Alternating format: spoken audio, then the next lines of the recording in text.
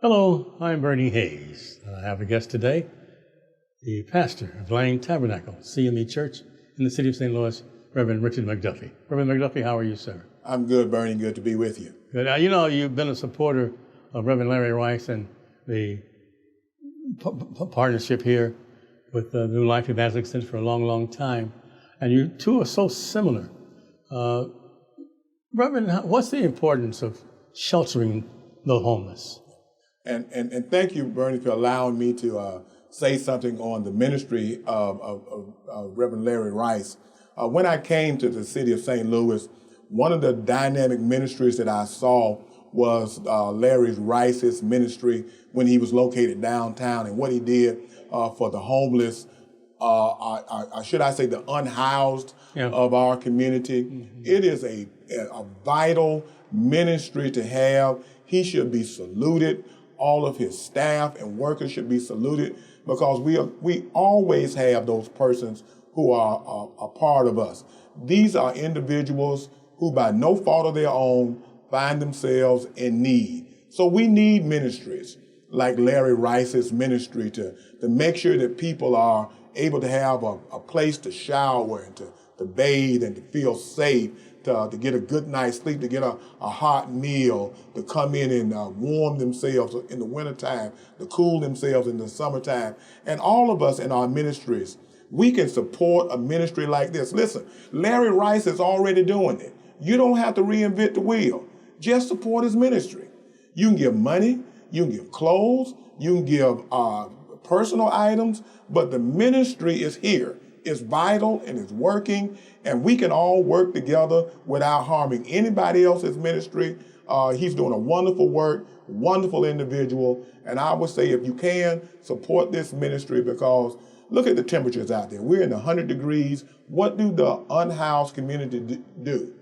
How do they get the things that we just kind of take for granted? One of the things that would happen when I came in, you made sure I had water. Yes, sir. But how do those persons who are unhoused, who don't have resources, places to store just something simple as a bottle of water, where they can come to Larry Rice's ministry and they can receive those things at no charge to themselves, where they're taken care of. I came into the building today and just saw several people already sitting, waiting to be serviced through this ministry. So it's just a wonderful ministry, and we thank God for Reverend Larry Rice. Sir, it's amazing how all the pastors and ministers that come here to New Life Evangelistic Center, they're not selfish. I mean, you are supporting your own congregation at Lane Tabernacle CME Church, but yet still, you pour out your love for the things that are happening here at New Life. How does that come about? Well, here's the thing, Bernie.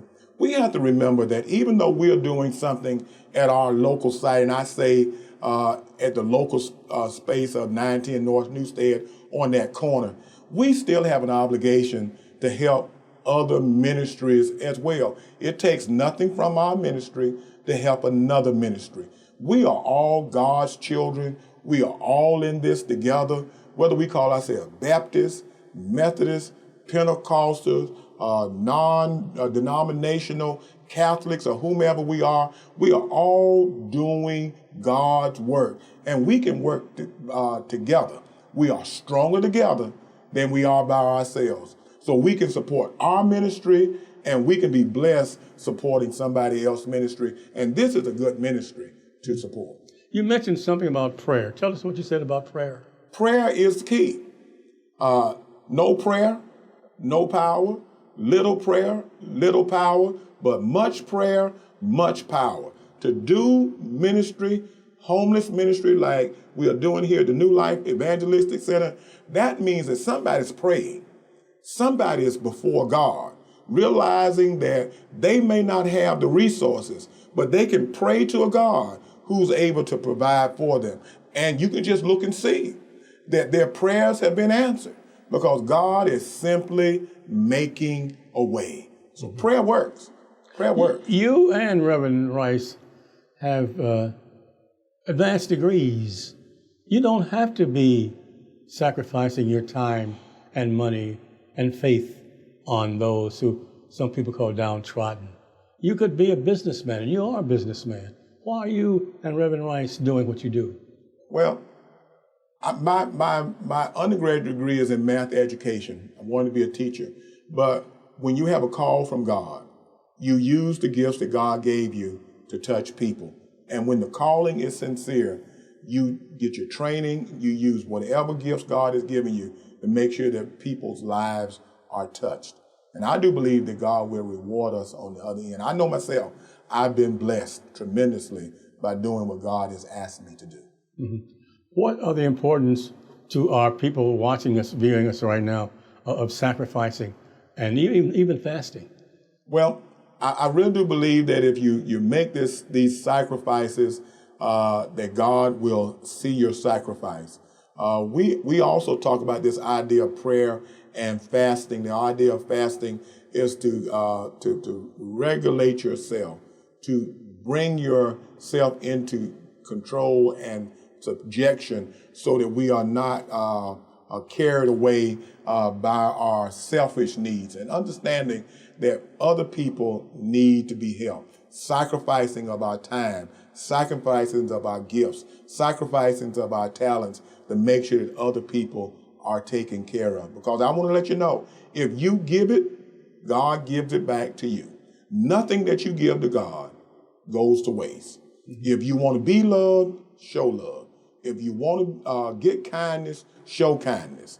If you want somebody to appreciate you, appreciate other folk, no matter what their station may be in life, because if it had not been for God on our side, where would we be? So that's all I say when you look at unhoused people. Don't turn you away from them, but simply say, Lord, what can I do? And ask God to lead you into a place where you can do the best work for the gifts that God has given you. And New Life Evangelistic Center is one of those places that's doing the work. Reverend McDuffie, let me ask you this. In some cities, in some counties, St. Louis County, I had an executive from St. Louis County on recently, and they have no program to house those people without homes. They have no plans, and sometimes they're actually, like Mayor Giuliani years ago in New York, and other people happening right now, are putting people in jail for sleeping on benches and sleeping in parks because they have no place to go. How do you feel about that? I have a real concern as a Christian and as a pastor, our response to the unhoused community of our cities, not only here in St. Louis area, but throughout America. Every place you go, you're going to see unhoused citizens there. And it seems as though we want to make it seem as though it's a criminal type of proposition for someone to be unhoused. And cities seem like they're doing their best to move that population around because they don't want folk coming into town and seeing that, because we are about tourist dollars. We're about trying to grow our economies in our cities, but we have forgotten about the least and the last and the lost of our society. Here is my real issue with that, Bernie, is that many of people who are in government, whether on the city level, the county, state, or the national level, these are men and women of faith. And I really do believe that when their faith is engaged, they ought to know that it's not just about tax cuts, but it's about helping people. The ministry of Jesus was always about helping people. He made sure that people were taken care of. He had time to talk to the ones in the community that others have abandoned. Christians, no matter where your station is, whether you're an elected official or not, we have a responsibility to the least, the last, and the lost of our society, which is the unhoused community. We ought to have some program, some money somewhere. Yeah. We have it to build stadiums. Sure. Why can't we have some money to help the unhoused in our communities? Some of those who fought most vigorously to get New Life Evangelistic Center closed at 1411 Locust Street call themselves Christians, and most of them are just maybe one paycheck away from being homeless themselves. Yes, sir. Yet and still they wanted to close that center. How do you feel about that? I was, to put it mildly, I was not happy to see the closing of that center on Locust. I had a real issue with some of the persons who were voting to move or to close, and I did not buy their reasoning for it. You could not clean that up for me. It was just a shame before a living God what the elected officials of the city of St. Louis did with closing that center down.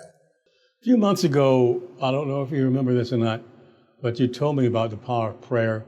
And you says you can pray all you want to, but this pandemic is serious, and you should take all precautions to be safe and keep your family safe. Tell us about that. Well, I really do believe that prayer is powerful, but that's no excuse for us not recognizing that God has given us doctors, that God has given us vaccines through the power of prayer. Sometimes we just want prayer to work in a miraculous way, but the power of prayer works in that God leads us to the places that we need to be to get those things that are best for us, to show us which way we need to go. Prayer just allows our minds to be clear enough to hear what God is doing through whomever God chooses to use. How should we treat people with mental illnesses, Reverend? I think we need to be very, very mindful of the mentally ill of our communities, because there are so many out there. And I really do believe that a part of the problem with the unhoused community in our country is that many of those persons have some type of mental defect, and we just in America do not give enough attention to those persons who may have some mental shortcomings. Sure. And we just need to be mindful that everybody's not the devil. Everybody's not evil. Sometimes people just need help. I know you and Reverend Rice have often talked about being vaccinated. We only have about a minute left, but tell us the importance of that. Vaccinated, listen, when the pandemic happened, we asked God to work a miracle, to bring us out of this, give us a way. And they came up with 3 vaccines. That's because we were praying. And they came up with 3 vaccines. Now God has given us the vaccine. What sense does it make for us to not take the vaccines that we prayed for? We prayed for a means to be able to come out of this. God gave us 3 vaccines. So I encourage everyone who can, take the vaccines, get boosted, get double boosted. No, it's not going to be 100%, but it will be something to help take care of us, to take the edge off it. So if you do get it, you won't get it to where it debilitates you or may cause your death. Get vaccinated. And with your help and support, and with all the help and support you've given New Life Evangelistic Center, perhaps someday we'll see 1411 Locust Street reopen. Yes, sir. Reverend McDuffie, thank you so much for being with us today.